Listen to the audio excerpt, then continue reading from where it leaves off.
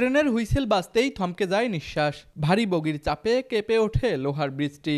নিচে উত্তাল তিস্তা, উপরে হাজারো মানুষের অনিশ্চিত যাত্রা। লালমনিরহাটের তিস্তা নদীর উপর নির্মিত শতবর্ষী রেল সেতুটি আজ যেন প্রতিটি ট্রেন পারাপারে নতুন করে প্রশ্ন ছুড়ে দিচ্ছে নিরাপত্তা নিয়ে। ব্রিটিশ আমলে নির্মিত তিস্তা রেল সেতুটির নকশাগত আয়ুষ্কাল ছিল প্রায় ১০০ বছর। ২০২৫ সালে এসে সেতুটির মেয়াদ ২ দশকেরও বেশি সময় আগেই শেষ হয়ে গিয়েছে।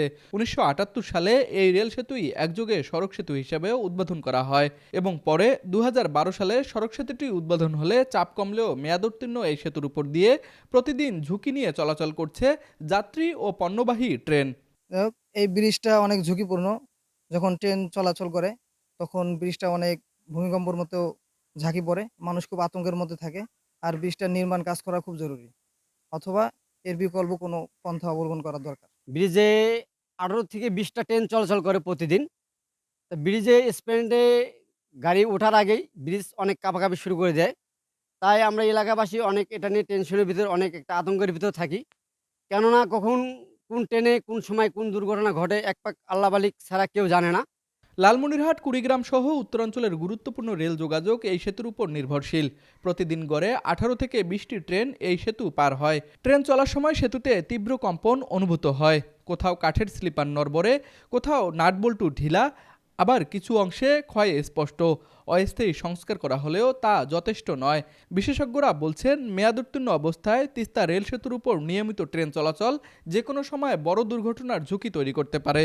১৯৭১ সালে খান সেনারা এই ব্রিজের উপর বম্বিং করছিল। বম্বিং করায় এই ব্রিজ অকেজো হইয়া গিয়েছে। তারপর আমাদের এখানকার এক কন্ট্রাক্টর এই রেল সেতু সংস্কার করে। এখন আমরা বর্তমান এই ব্রিজ ঝুঁকিপূর্ণ অবস্থায় দেখতেছি।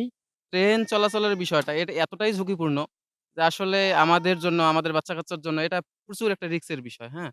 তা আমরা আসলেই চাচ্ছি যে এটাও যত তাড়াতাড়ি সম্ভব দ্রুত সময়ের মধ্যে বাস্তবায়ন করা সম্ভব। তবে বিকল্প ব্যবস্থা না থাকায় সেতুটি ব্যবহার করা ছাড়া উপায় নেই। নিয়মিত পরিদর্শন ও সংস্কার কার্যক্রম চালু রয়েছে এবং সেতুর মেয়াদ উত্তীর্ণ হওয়ায় ট্রেনের গতি কমিয়ে ৩০ থেকে ৪০ কিলোমিটারে নিয়ে আসা হয়েছে বলে জানান রেলওয়ের এই কর্মকর্তা।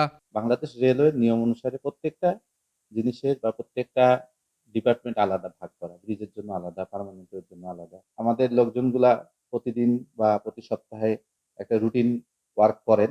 তখন তারা কিন্তু এটা এনশিওর করে যে এটা সেফ কিনা। আমাদের এখানে প্রায় ৯০০ র মতো স্লিপার, ৮০০ থেকে ৯০০ স্লিপার আমরা অলরেডি পরিবর্তন করে ফেলেছি। এখানে হাজার, হাজার নাট বল্টু আছে। বিভিন্ন জায়গায় হয়তো ২-৪ টা নাট বল্টু মিস থাকে। তো মিস থাকলেও এটা কিন্তু আমাদের জানার মধ্যেই। যেহেতু আমাদের স্পিডটা কম, স্পিডটা করে নেগোশিয়েট করতে পারে আরকি। তো এখানে আমি যদি সব এখন 100% সবকিছু এনশিওর হতো তাহলে কিন্তু আমাদের স্পিডটা বাড়তো। কিন্তু এটা যেহেতু ১০০ বছরের বেশি হয়ে গিয়েছে, সুতরাং আমরা স্পিডটাও কমিয়ে দিয়েছি শুধুমাত্র সেফটির কারণে। তিস্তার বুকে দাঁড়িয়ে থাকা শতবর্ষী এই রেল সেতু এই অঞ্চলের মানুষের ভরসা হলেও মেয়াদোত্তীর্ণ অবস্থায় তা এখন ঝুঁকির নাম। জীবন ও নিরাপত্তাকে অগ্রাধিকার দিয়ে দ্রুত কার্যকর সিদ্ধান্ত নিয়ে নতুন সেতু বা টেকসই সংস্কারের মাধ্যমে নিরাপদ রেল যোগাযোগ নিশ্চিত করবে সংশ্লিষ্ট কর্তৃপক্ষ, এমনটাই প্রত্যাশা এই অঞ্চলের মানুষের।